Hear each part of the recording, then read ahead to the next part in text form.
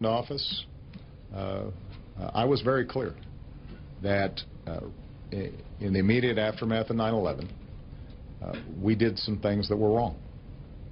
We did a whole lot of things that were right, but we tortured some folks. We did some things that were contrary to our values.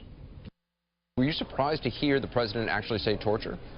I was. I think his use of the word torture could have political, diplomatic, and possibly even legal implications. We reported this morning in the Daily Beast that the Senate report that President Obama was speaking about explicitly decided not to use the word torture just for this very reason. They didn't want to wade into a legal debate that could have far-reaching consequences for the people implicated in the report for using these harsh interrogation techniques. I'm sure this is how President Obama feels. He even mentioned that even if the report doesn't mention the word torture, anyone who reads the interrogation techniques that the CIA personnel used would have to come to the conclusion that it's torture.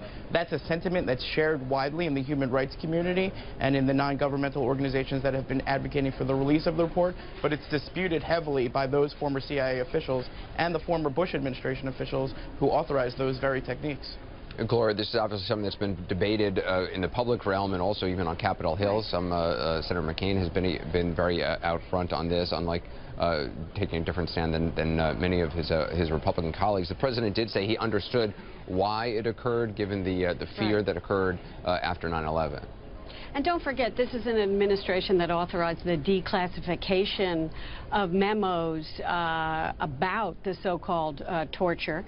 And I think I agree with Josh. The word is quite loaded, and it's sort of the basis for a long-standing disagreement between the president and lots of people over at the CIA who would take a different stand and say they did what they had to do because they were afraid of another terror attack. You know, this issue has been debated openly for a very long time, so it's no surprise, as Josh points out, that this is the way the president feels. I think the direct use of the word is important coming from his mouth. Bob Berry, it's interesting. I mean, you know, I've been to Tuol Sleng, the prison that the Khmer Rouge set up in Phnom Penh, and the U.S. always said what they did was torture, and they used waterboarding. There's the waterboarding implements at that prison, when even the techniques that other governments, the Russian, the Soviets did. Do you have any doubt that it's torture?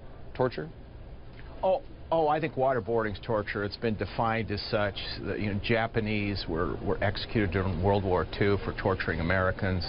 The world community describes it as torture. What's new is that the president has used that word.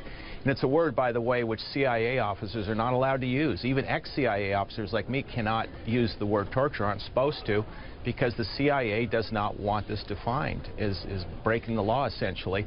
And I think this is a huge setback for the CIA, and I think the president has taken the side of the Senate rather than John Brennan, the CIA director, whom I remind you was involved in the early decisions to use enhanced interrogations, as he would call it, or torture, as the president is.